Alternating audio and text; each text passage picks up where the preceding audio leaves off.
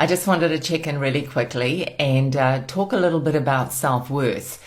Now, I'm going to go and do an interview today about women and worth. Now, a big part of the journey on learning how to live again after loss is to find out, well, who am I again? You know, I need meaning and purpose in my life.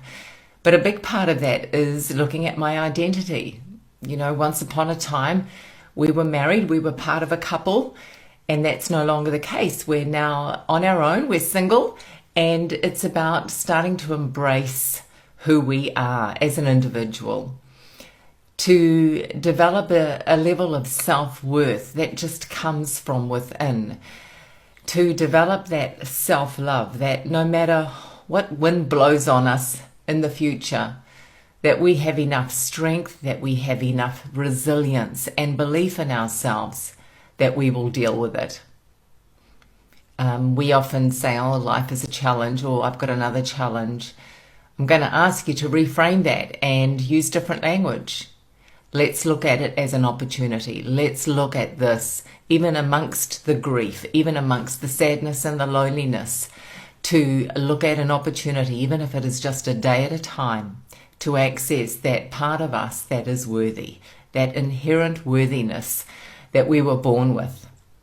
Now, this, I know you might think, oh my goodness, this is quite hard for me to hear this, and it was for me as well.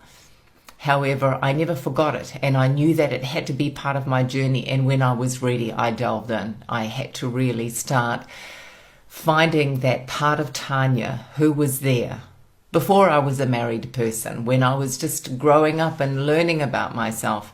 I had to go back and find all of those parts of me that in a way I had closed down. I had to start looking at other parts of me as well that maybe I hadn't allowed to flourish. And now I was going to start doing that. So I just want to encourage you on this journey. I work with so many women with this issue, okay? So don't feel that, oh my God, I'm the only one who feels this way, because you're not. It is so common, having to allow ourselves to feel good about ourselves, allow ourselves to feel good, allow ourselves to move on, to feel happy without an attachment of guilt, without guilt for being alive and still surviving.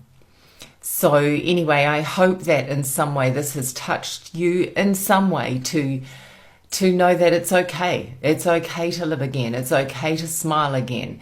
And it's okay to feel good about who you are.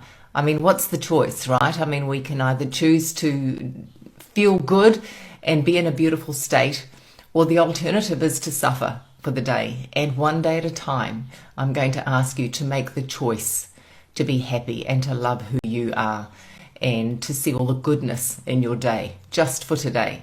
Have a beautiful weekend, and I'll catch you on the other side. Bye for now.